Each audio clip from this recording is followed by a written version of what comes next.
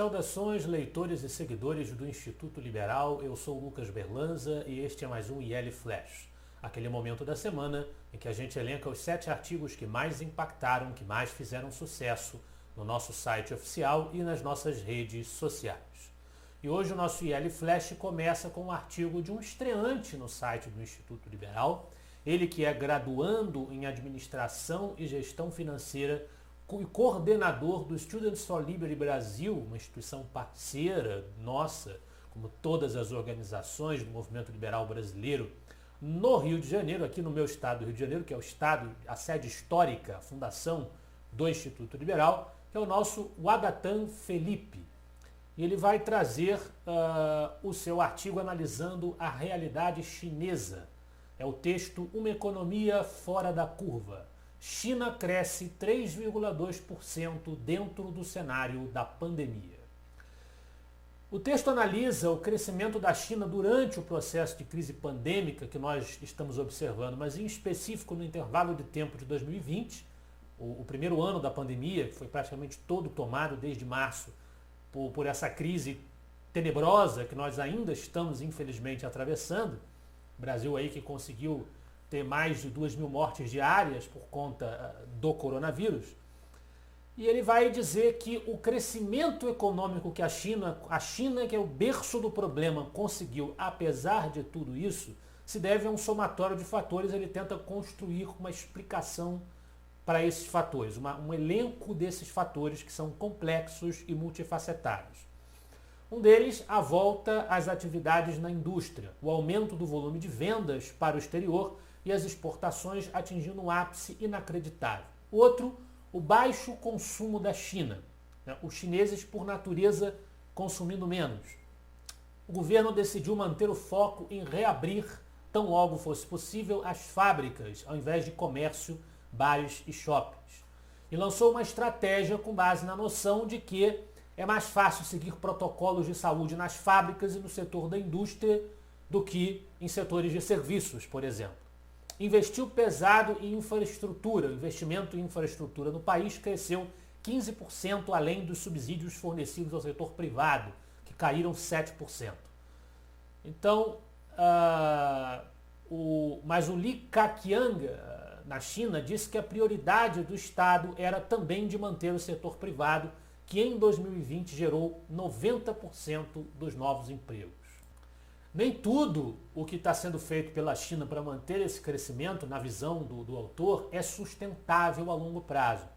Mas o autor compara esse sucesso chinês com a situação brasileira, em que houve acertos, ele reconhece acertos por parte, em especial do governo Bolsonaro, do governo federal, como a concessão do auxílio emergencial, evidentemente em concertação com o Congresso brasileiro, com o Parlamento, mas também muitos erros como a falta de organização e as elites políticas, os governantes batendo cabeça uns contra os outros, principalmente o presidente da República com os governadores dos estados que entraram em rota de colisão, muitos deles motivados por evidentes interesses político-eleitorais, e a sociedade é que paga o pato por isso. Mudando da China para os Estados Unidos, um artigo da página Liberalismo Brazuca sobre o plano do presidente americano Joe Biden. O plano de estímulo de Joe Biden. Por que países endividados crescem menos? É uma crítica à inspiração keynesiana nas ideias do economista John Maynard Keynes, um dos ícones do intervencionismo do Estado na economia, na medida de Biden, que imprime moeda, contraindo dívida no valor de 1,9 trilhão de dólares.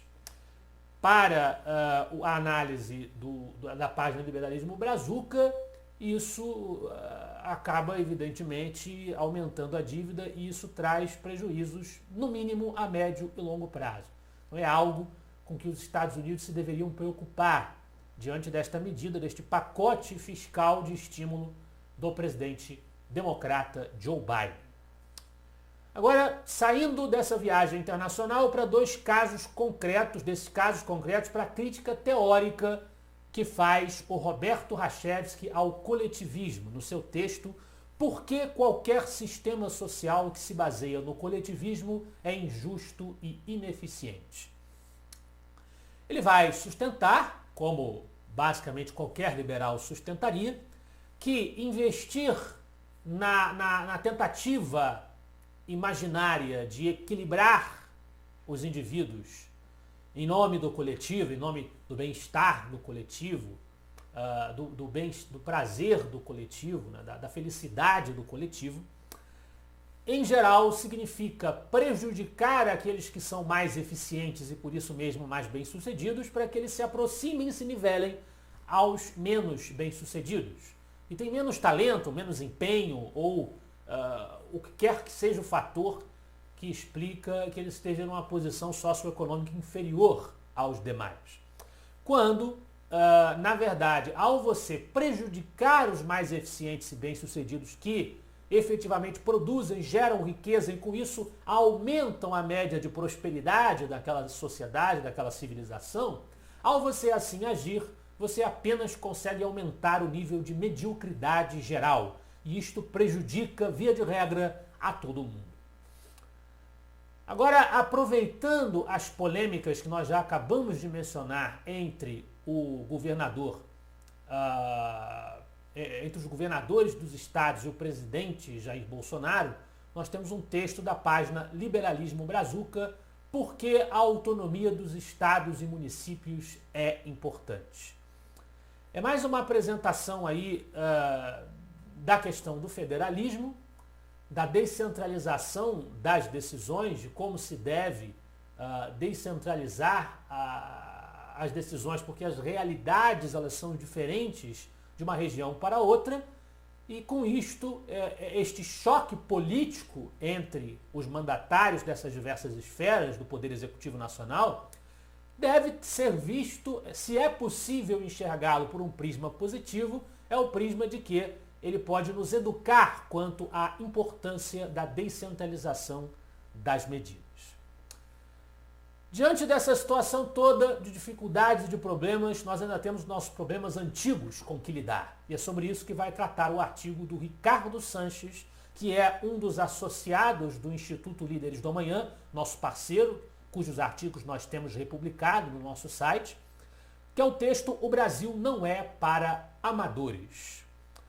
Ele traz mais uma apresentação de dados, como outras que nós já publicamos aqui, sobre os efeitos retardatários do intervencionismo na economia brasileira. Agora, comparando esta situação econômica brasileira, com base na nossa cultura política, patrimonialista, burocratizante, estatizante, com a realidade dos países nórdicos, que muitos esquerdistas levantam como sendo exemplo de aplicação do socialismo, pela sua adoção mais pronunciada em comparação com outras nações do welfare state, o senso do estado de bem-estar social, nós temos um artigo do Caio Ferola, também do Instituto Líderes da Manhã. Os países nórdicos são muito mais liberais que o Brasil. Ele traz a demonstração também com base em dados, com base em demonstrações factuais, de que apesar da aposta recente dos países nórdicos, países escandinavos, na realidade do welfare state, do aumento de gasto público para questões sociais, os países nórdicos têm incomparavelmente muito mais liberdade econômica do que o Brasil. Os índices mostram a facilidade de abertura de empresas e de outros procedimentos que a nossa burocracia tanto atravanca e tanto atrapalha. Na liderança do nosso IL Flash de hoje, de novo da página Liberalismo Brazuca, porque a esquerda odeia a ideia de meritocracia. O artigo sustenta que a meritocracia não é sinônimo de uma defesa de um sistema de castas, apesar do que a esquerda fica papagaiando por aí, são as expressões usadas pelo autor. Se nós quisermos resolver o problema da baixa mobilidade social no Brasil, diz o autor do texto, é necessário atacar o problema da educação básica. Mas isso a turma da esquerda não vai fazer, porque para isso é preciso atacar os privilégios no serviço público. Privilégios que podem ser combatidos, entre outras medidas, aumentando a cobrança sobre os funcionários públicos, eliminando penduricalhos que são atribuídos para beneficiá-los pela nossa legislação e estabelecendo critérios meritocráticos, critérios do mérito dentro da administração pública, dentro em específico do setor do ensino. É verdade, é bom pontuar isso aqui à guisa de conclusão, que existe uma discussão no liberalismo sobre essa questão da meritocracia, e na verdade, com base em vários dos principais pensadores liberais, como Hayek, o liberalismo não defende também a meritocracia no sentido de que não é o mérito, uma coisa subjetiva, uma coisa que pode ser julgada sob diferentes prismas. O que é o mérito para mim, o que é o mérito para você, que vai determinar o sucesso de alguém no mercado. É uma série de fatores, sendo o mais importante deles o fato de que aquela pessoa, independentemente do trabalho que ela tiver feito, do mérito que ela tiver empenhado, conseguiu gerar valor suficiente para alguém, para um público, para o mercado consumidor, a fim de obter o retorno mais pronunciado do ponto de vista financeiro, do ponto de vista econômico. Então não é o mérito em si que vai determinar o sucesso. Muitas vezes uma pessoa que você julga melhor, mais esforçada ou mais virtuosa, ela vai ganhar menos do que outra que não é tanto, mas é mais rica. Isso faz parte do mercado. Pensar ao contrário seria entregar a alguém, a um poder central, a prerrogativa de determinar quanto cada pessoa iria ganhar, o que seria uma atitude intervencionista e autoritária que distorceria as informações do mercado. Mas nós estamos falando aqui de educação, de serviço público, né, admitindo-se que esse serviço esteja nas mãos do Estado, tenha uma parcela estatal, e aí é preciso estabelecer, de fato, qualquer um concordaria, caso a gente tendo esse serviço exercido pelo Estado, qualquer um concordaria que é necessário estabelecer critérios mais rigorosos para que o serviço seja entregue minimamente a contento. Esse foi o nosso IL Flash de hoje. Eu espero que vocês gostem dos artigos e dos debates proporcionados pelo Instituto Liberal. Semana que vem estaremos de volta. Afinal de contas, para nós, você é a parte mais importante da sociedade. Até a próxima.